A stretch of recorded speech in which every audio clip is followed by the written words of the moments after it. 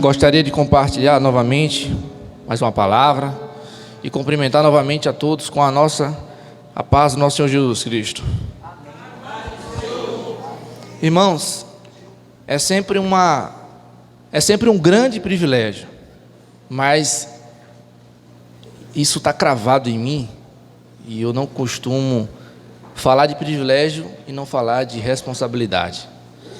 Eu costumo sempre dizer que por trás de um grande privilégio há uma grande responsabilidade. Então, pregar a palavra de Deus não é só privilégio, é responsabilidade.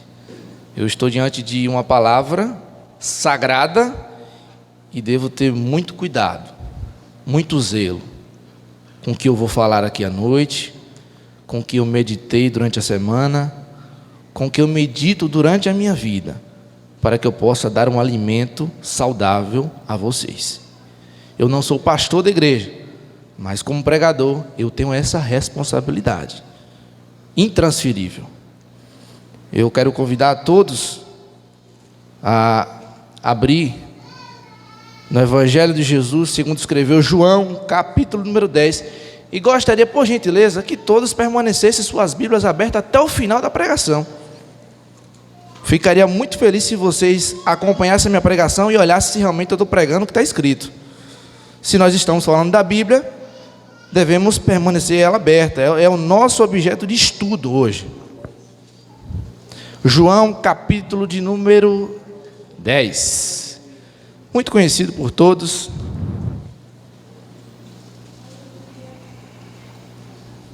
Palavra abençoada. Um texto magnífico.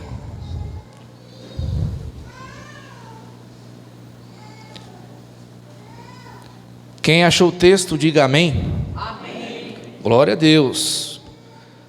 O texto diz assim: em verdade vos digo, o que não entra pela porta no aprisco das ovelhas, mas sobe por outra parte, esse é ladrão e salteador. Aquele, porém, que entra pela porta, esse é o pastor das ovelhas. Para este o porteiro abre, as ovelhas ouvem a sua voz. Ele chama pelo nome as suas próprias ovelhas e as conduz para fora. Amém? Amém. Como eu disse, permaneçam suas Bíblias abertas, por gentileza. Irmãos, nós estamos diante de um texto atribuído à escrita por João, o discípulo amado. Esse não é o João Batista, é o discípulo amado. Esse que vos escreveu a primeira carta, a segunda e a terceira de João, e também Apocalipse.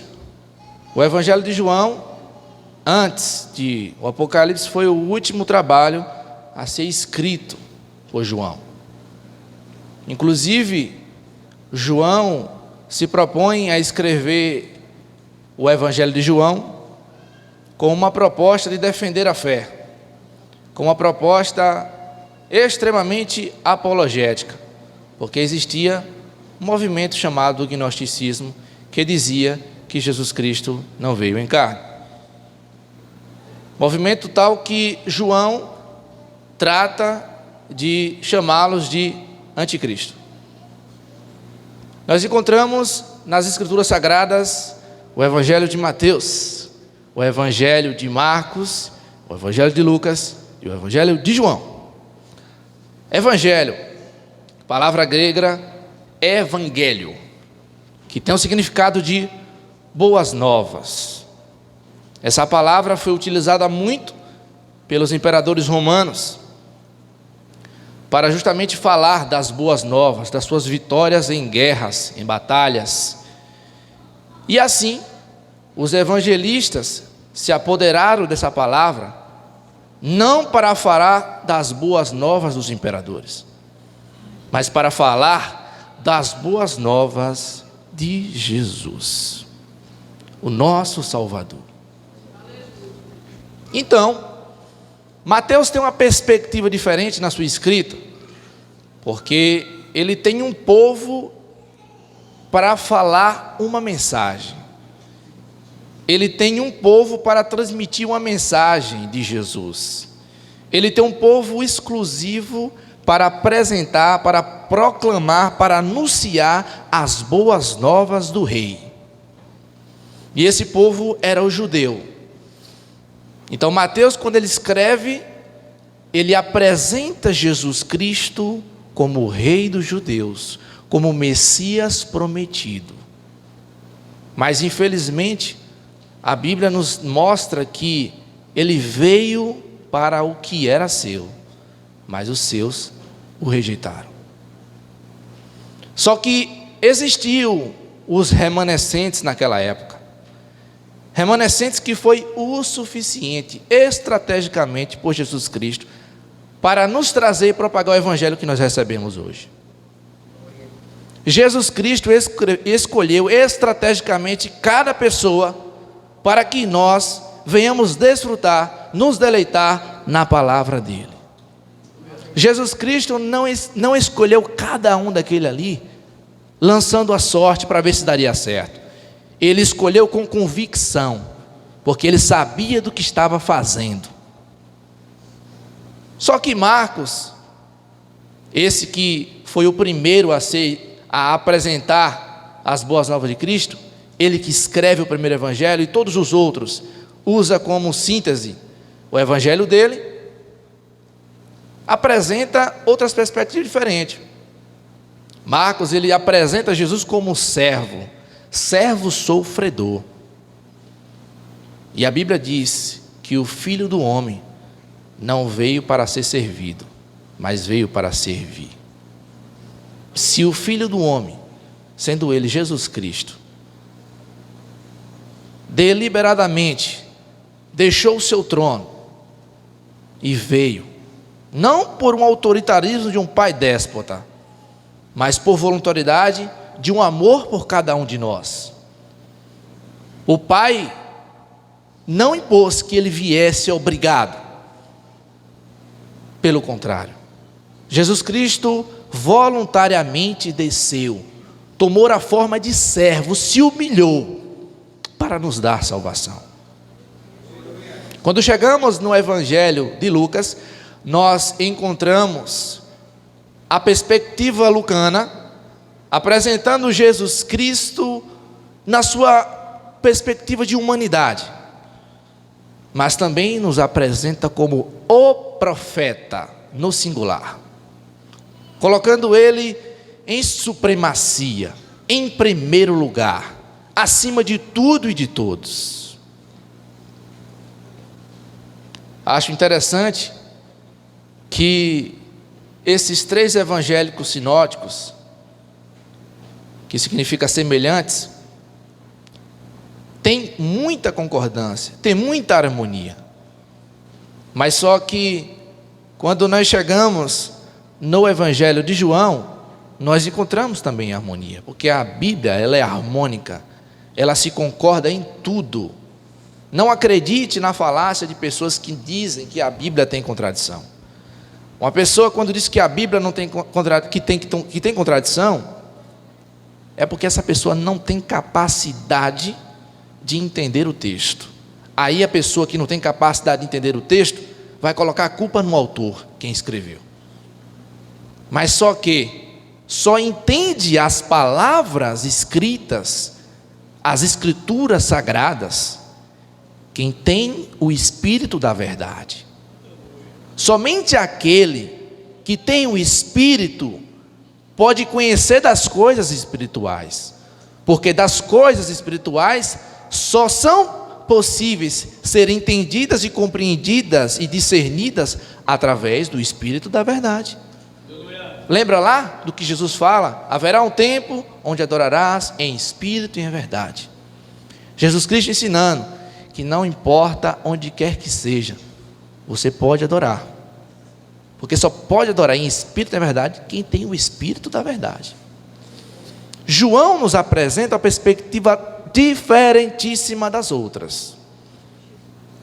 Ele nos apresenta Jesus como o Logos, como Deus, como a palavra, o verbo que se fez carne e habitou entre nós, que tomou a forma de servo para nos salvar. Esse Jesus que sempre se apresentou com compaixão aos miseráveis, aos que precisavam da providência dele. E essa é a nossa esperança, porque esse Jesus se compadece por cada um de nós. E agora, nós estamos diante do capítulo 10 de João. O capítulo 10 de João vai nos mostrar um texto muito interessante, e Jesus, quando afirma em verdade, é verdade, atenção para o que ele vai falar, porque é algo importante. Então ele vai dizer: vos digo, o que não entra pela porta no aprisco das ovelhas, mas sobe por outra parte, esse é ladrão e salteador. Jesus está nos mostrando que aquele que não entra pela porta no aprisco das ovelhas, esse não é o pastor. E ele mostra para nós o que é. Ele diz que é ladrão e salteador. O ladrão é aquele que vem para roubar as ovelhas. E aqui, tendo em vista que nós estamos diante de um texto alegórico, Jesus está se utilizando de uma alegoria do primeiro século para nos mostrar uma grande verdade espiritual. Ele está pegando aqui um contexto no qual os criadores naquele tempo criavam ovelhas, pastoreavam as suas ovelhas, porque no deserto, para trabalhar de agricultura, era difícil. Não dá, né? Então, era altamente, com muita facilidade você vê a criação de ovelhas, pastoreando as ovelhas. Lembra de Davi? Pastoreando as ovelhas. Então, a gente vê Jesus Cristo nos mostrando uma verdade interessante e que nós devemos compreender, porque ele está falando que o ladrão ele vem para roubar as ovelhas. O ladrão ele não entra pela porta, ele vai procurar um outro lugar. O salteador mencionado aqui não é o mesmo que o ladrão, é diferente. O salteador é aquele que sempre se utilizava para ferir aqui na jugular. Só que Jesus Cristo, no versículo 2, ele faz um contraponto ao versículo 1. Ele nos mostra que aquele porém que entra pela porta, esse é o pastor das ovelhas.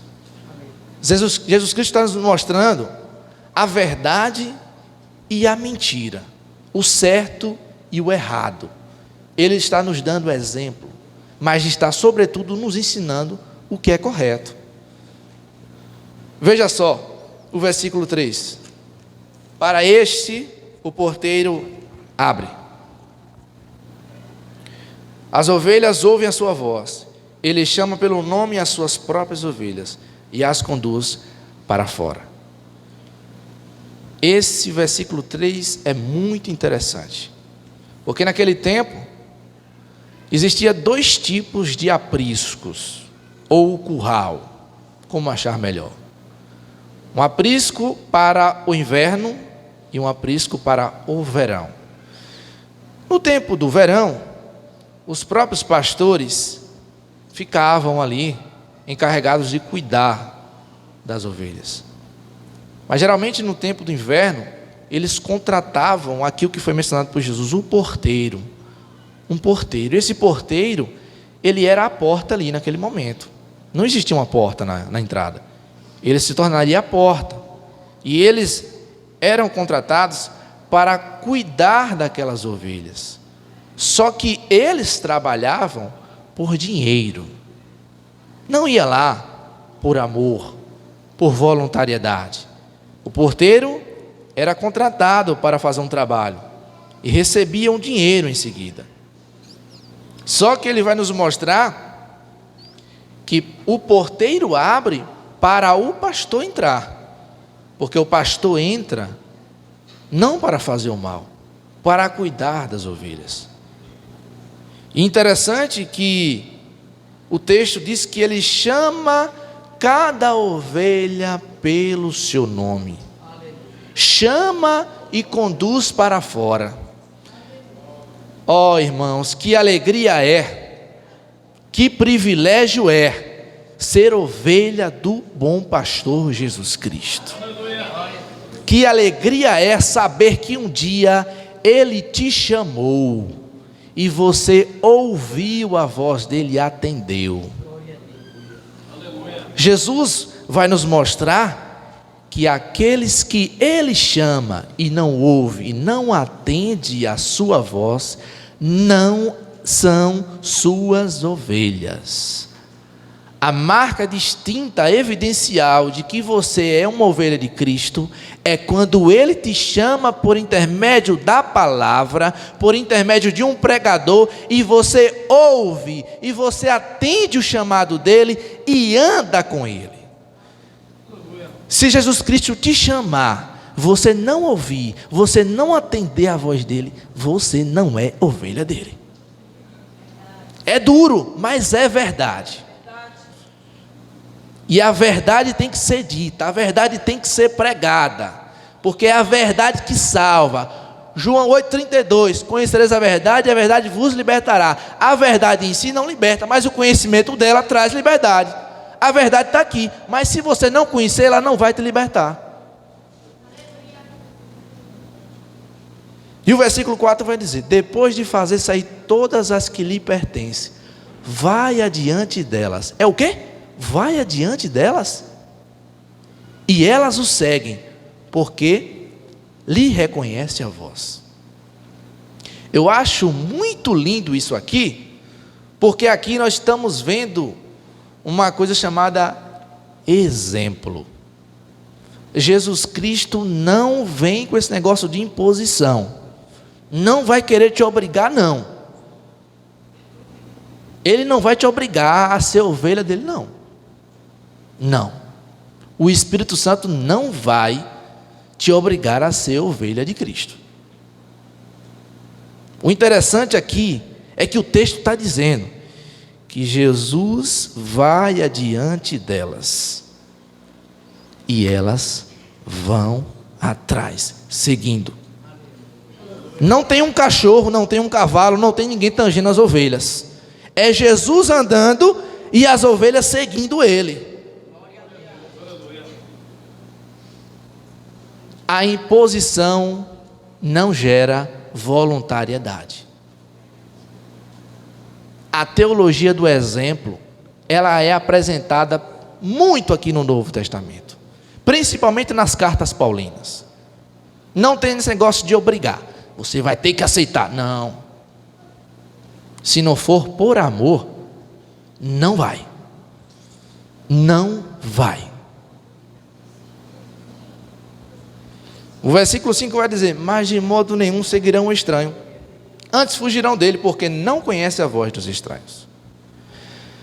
E isso acontece, irmãos, isso acontece em Jeremias, capítulo de número 23. Veja só essa profecia: ai dos pastores que destroem e dispersam as ovelhas do meu pasto, diz Adonai, o Senhor. Portanto, assim diz o Senhor, o Deus de Israel: contra os pastores que apacentam o meu povo, vós dispersastes as minhas ovelhas, e as afugentastes, e delas não cuidastes, mas eu cuidarei em vos castigar a maldade das vossas ações, diz o Senhor. Eu mesmo recolherei o restante das minhas ovelhas de todas as terras, para onde as tiver afugentado, e as farei voltar aos seus apriscos, serão fecundas e se multiplicarão. Levantarei sobre elas pastores que as apacentem, e elas jamais temerão, nem se espantarão, nenhuma delas faltará, diz Adonai, o Senhor. Veja aqui no Antigo Testamento Isso aqui é apresentado principalmente na pessoa dos fariseus. Os fariseus não eram ovelhas de Jesus. Jesus fala isso aqui. Jesus fala: vocês não creem porque vocês não são as minhas ovelhas. Vocês não me atendem porque vocês não são as minhas ovelhas. Porque as minhas ovelhas ouvem a minha voz e me seguem. E o interessante é que Jesus fala, Deus fala no Antigo Testamento: eu recolherei, eu mesmo recolherei, levantarei pastores para cuidar, para apacentar, para zelar, para dar comida. Irmãos, e isso acontece justamente, o pontapé inicial disso é quando Cristo vem, o bom pastor. O bom pastor vem e nos apresenta essa perspectiva do Evangelho, nos apresenta essa cosmovisão cristã, essa visão de mundo cristã, que é interessante, que é importantíssima, que é necessária, que é precisa e que sem a qual nós não vamos conhecer o Cristo Salvador. E se não conhecermos o Cristo Salvador, não conheceremos a salvação e nem o Pai. É interessante ler isso aqui, porque Jesus ele propõe uma parábola. Só que Jesus ele vai do versículo 1 ao 5, ele vai se colocar como o bom pastor. Só que no versículo 7, de forma sutil, ele vai dizer outra coisa interessante. Ele vai mudar o papel dele. Ele vai dizer: Jesus, pois, lhe afirmou de novo: em verdade vos digo, eu sou a porta das ovelhas. Jesus agora se coloca como a porta de entrada. Irmãos, ele é a porta. E aí eu me lembro da mesma escrita de João, no capítulo de número 14, versículo de número 6, Jesus dizendo: eu sou o caminho. O caminho. Ele está falando aqui no singular. É muita ousadia de Jesus. Ele falou o caminho. Irmãos, existem muitas religiões. E Jesus disse que só Ele é o caminho. Glória a Deus. Jesus está nos afirmando uma verdade absoluta, irrefutável. E Jesus não é o melhor caminho. Porque se Ele fosse o melhor caminho, teria outro Isaías. Mas Ele está falando: eu sou o único caminho. Eu sou a única verdade que produz a vida eterna. Aleluia. E ninguém vem ao Pai se não for por mim. Aleluia. Glória a Deus. Você não vai encontrar nenhum outro caminho que te conduza à salvação, ao Pai, se não for Ele. E aí Isaías tem uma frase muito conhecida: todos os caminhos levam o homem a Deus. Aí eu falo: eu concordo com tua frase, eu concordo, é verdade, todos os caminhos levam a Deus. Agora tem um porém: todos os caminhos, exceto Jesus, levam o homem até Deus como réu, para o juízo, para a condenação eterna. Somente Jesus Cristo, que diz que é o caminho, a verdade e a vida, que conduz as suas ovelhas, que conduz o homem para a salvação e leva o homem perante a Deus como filho. Somente esse caminho. Todos os outros caminhos não têm essa garantia, não têm essa convicção.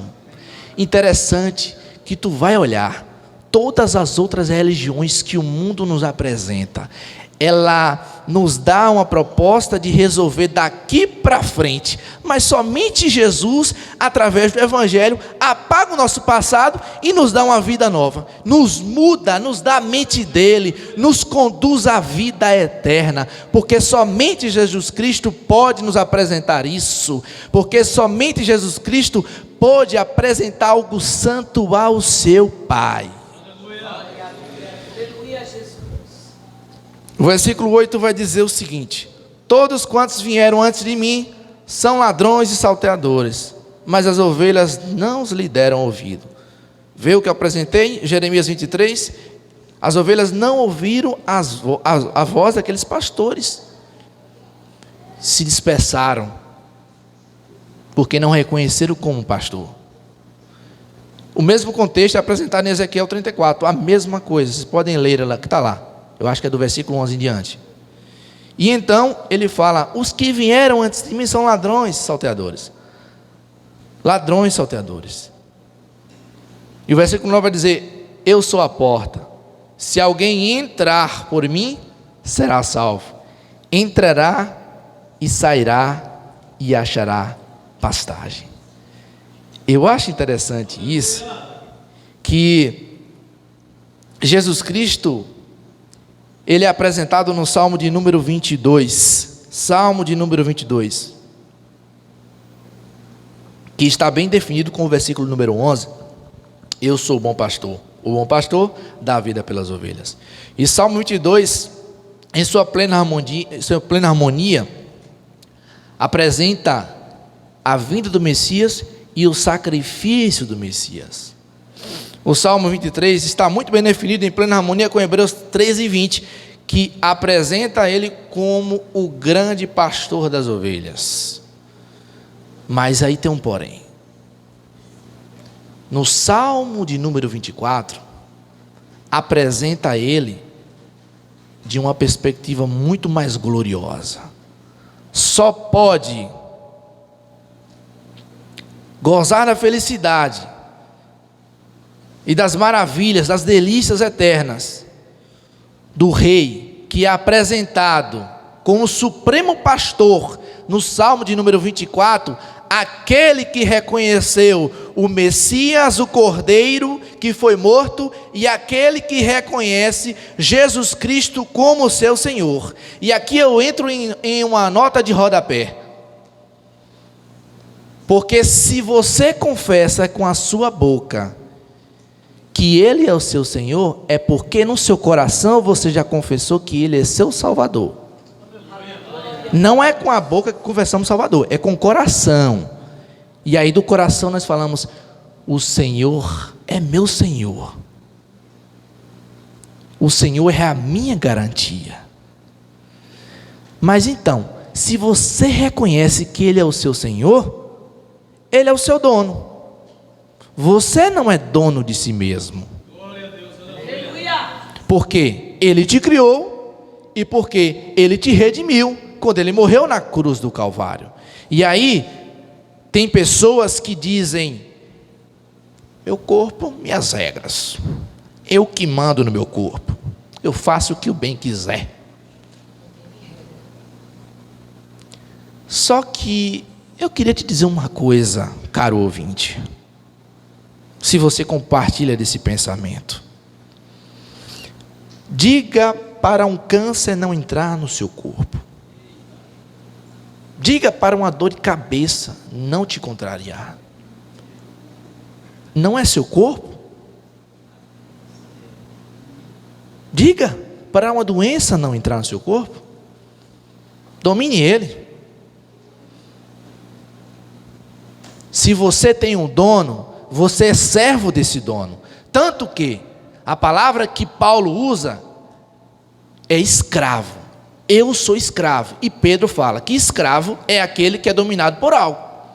Então, se você é dominado por Cristo, você é escravo por Cristo. Agora, interessante, toda escravidão é prisão, mas ser escravo de Cristo é liberdade. Glória a Deus. Somente.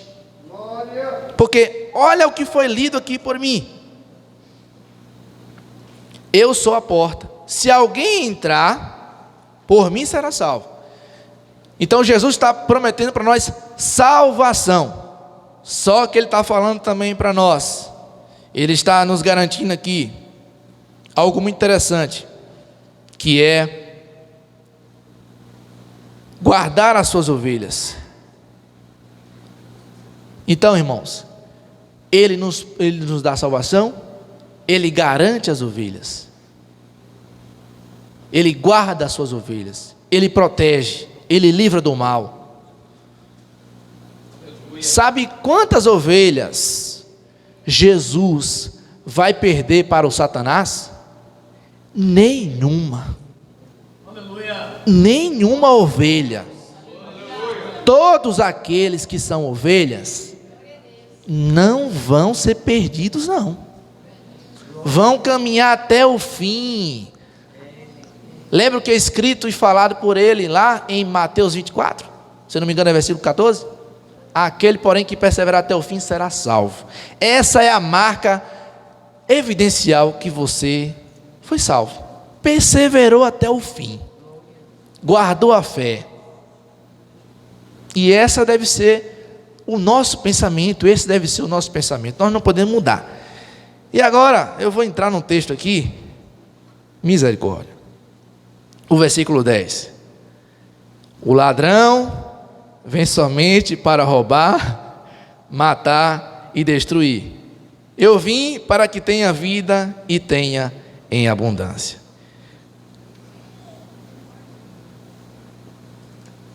Irmãos, Jesus fala aqui do ladrão. Quem é esse ladrão? Nós costumamos dizer que é o diabo. E mania braba que nós temos de atribuir as nossas falhas para o diabo ou para alguém, desde o Éden. Foi a mulher que o Senhor me deu. Foi a serpente.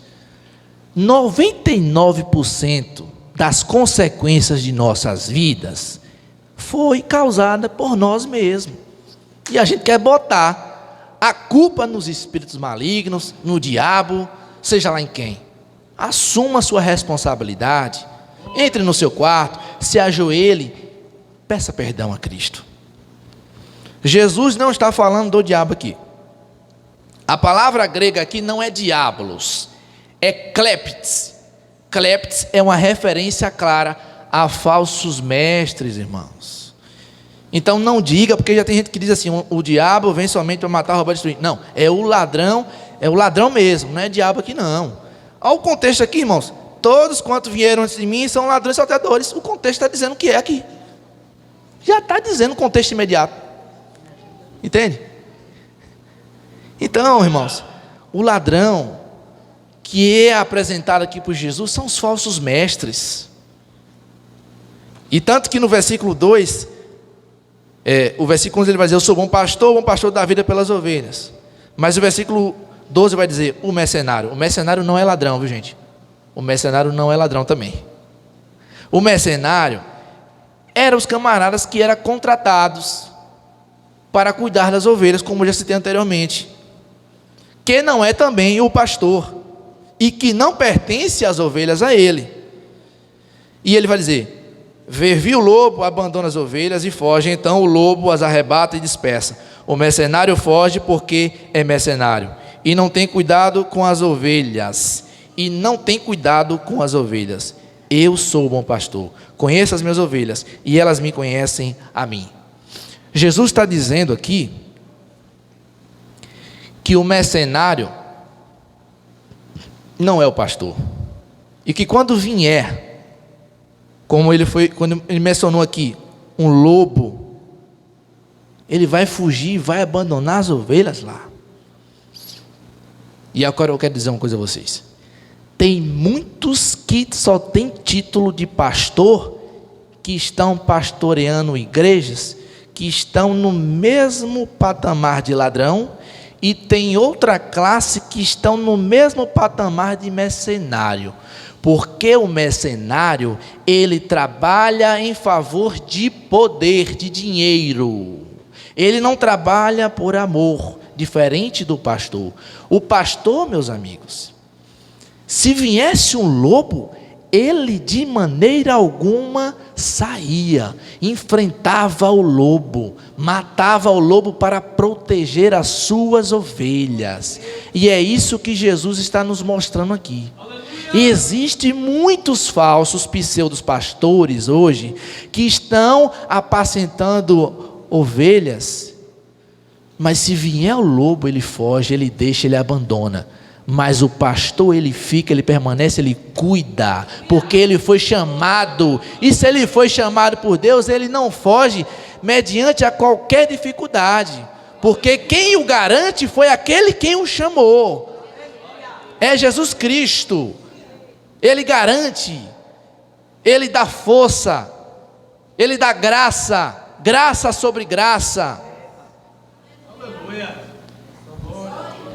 Irmãos, assim como o Pai me conhece a mim, eu conheço o Pai e dou a minha vida pelas ovelhas. Ainda tenho outras ovelhas, não deste aprisco, a mim me convém conduzi-las, elas ouvirão a minha voz, então haverá um rebanho e um pastor. É bem verdade que existe muitas ovelhas fora do aprisco ainda, mas haverá um dia que todas as ovelhas de Cristo se encontrará dentro do aprisco, sãs e seguras e salvas. E então virá o fim. Jesus Cristo virá em grande glória. Não será mais a luz dos astros que vai iluminar a terra, mas a sua glória resplandecerá sobre tudo e todos.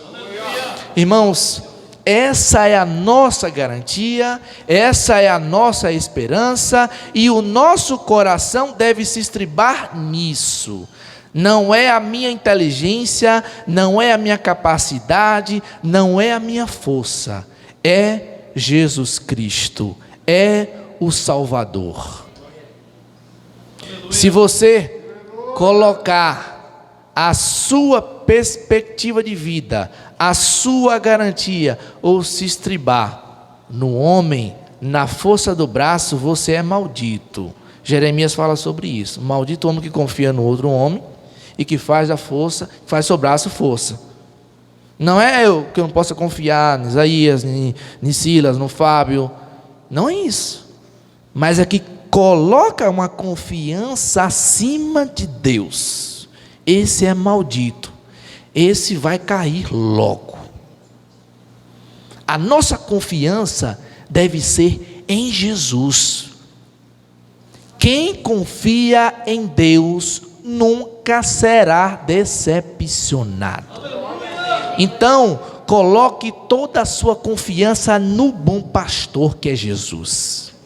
Deposite toda a sua convicção de fé nele, porque é ele que te concedeu essa fé, é ele quem te concedeu a salvação.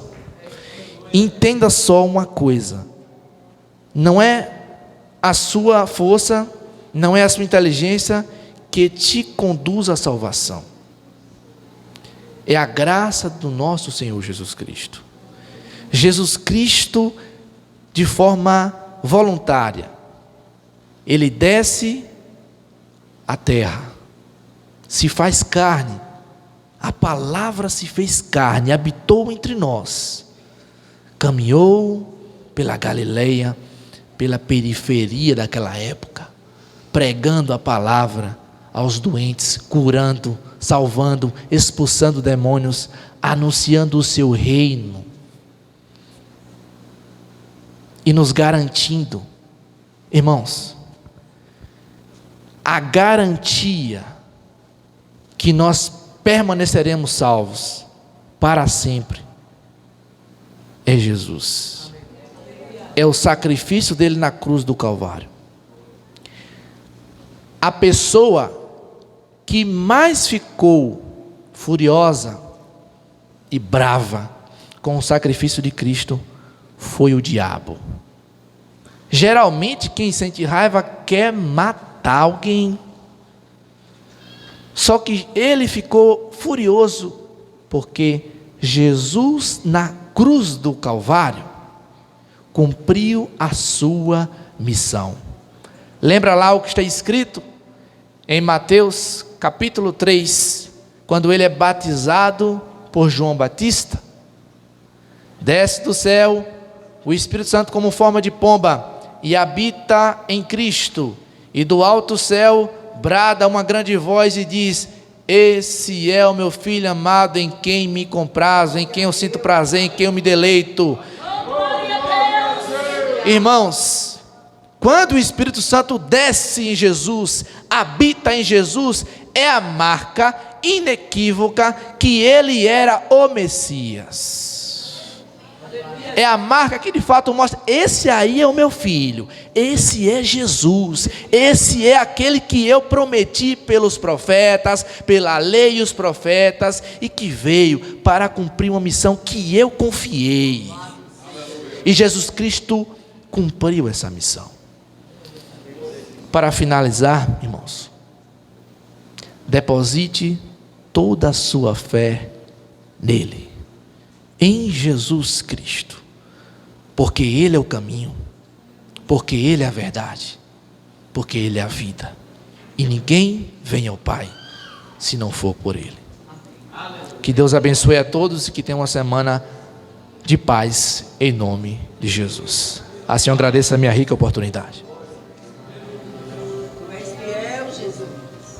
Irmãos, palavra abençoada do trono de Deus. Quantos estiveram atentos à palavra do Senhor? Oh, glória a Deus, Jesus é maravilhoso. Nunca caia na manipulação de Satanás. A igreja do Senhor, ela tem a marca da diferença. Eu estava ali falando: pastor, ainda dá tempo as senhoras cantar? Eu estou com uma vontade de ouvir vocês louvando ao Senhor. Cadê aquele glória bem explosivo? Sai pra lá, essas irmãs tudo tímidas. Eu estava numa vigília lá na Inglaterra e a irmã começou a cantar. Aí o playback foi andando sozinho e ela parada. E ela é bem morena e ela começou a ficar amarela. E ninguém percebeu que ela estava dando um AVC. Aí Deus tomou assim, ó, por trás, comecei a cortar. Em nome do Senhor Jesus, repreendendo o espírito da morte. Ela desmaiou nos meus braços, no púlpito, na vigília. A gente nunca sabe a hora que o nosso coração vai ser desligado. Então aproveita cada minuto da sua vida para se alegrar na presença de Deus, receber a poderosa palavra do Senhor e transbordar de alegria da salvação. Guerreiras de Jeová, louvando ao Senhor. Cecília, prepara aí. Enquanto você estava aqui, você falou uma palavra da parte de Deus aqui. Que multidão você está seguindo? A multidão que segue o morto ou a multidão que segue a vida? E a multidão que segue a vida se encontrou com a multidão que seguia o morto, e um grande milagre aconteceu. E o não chore de Jesus, como Deus te usou, foi dizendo: eu posso resolver o teu problema. Enquanto tu falava, o Espírito de Deus me dava uma visão e dizia assim: fale com ela diante de toda a igreja, para que sirvam de testemunha do que eu estou falando. Minha filha, Deus tem uma obra tão grande na sua vida, na palavra. Enquanto você falava, Deus me mostrava o seu cabelo crescendo e suas vestes também. E Deus está dizendo: se tu mudares, se tu entrar mesmo na posição em que Deus te quer, vai ser lindo o trabalhar de Deus na sua vida. O Senhor ainda tem projeto de te levantar até como uma missionária. E Deus te dá o dom da palavra com profundidade, porque eu vi a fonte de Deus descendo sobre a tua cabeça, o cabelo crescendo e as vestes também. É preparação e honra de Deus para o que Ele tem na tua vida, que é coisa grande. É um entendimento que o Espírito Santo tem lhe dado, e Satanás quer roubar essa virtude de ti, porque sabe que a palavra do Senhor é compreendida por ti. Então, minha filha, investe na busca e na renúncia, porque grande é o projeto que Deus tem na sua vida. Quem diz amém, igreja? Tá vendo aquelas três ali, as três irmãs de Vânia, sobrinha de Vânia? Eu vi um ninho em cima da cabeça de cada uma. É espírito da contenda que o diabo está armando contra a família. E estende a mão ali, ó, e vocês põem a mão na cabeça para esse ninho do diabo cair por terra em nome do Senhor Jesus. Vigia o que entra no ouvido e o que sai da boca, para não promover contenda na família. Está repreendido em nome do Senhor Jesus toda ação maligna, e a igreja dá glória a Deus. Vamos adorar o Senhor. Aleluia. E Deus ainda está preparando o teu casamento. Amém? Quem vem para o casamento de Cecília? Essa igreja já gosta de uma festa, hein? Tem mais. Eu não vou nem dizer que vai ter mais casamento aqui, de quem vai ser. Só Deus sabe. Eita Deus, vai ter irmã ganhando neném novo aqui. Quem diz amém? O Senhor já mostrou hoje de tarde uma.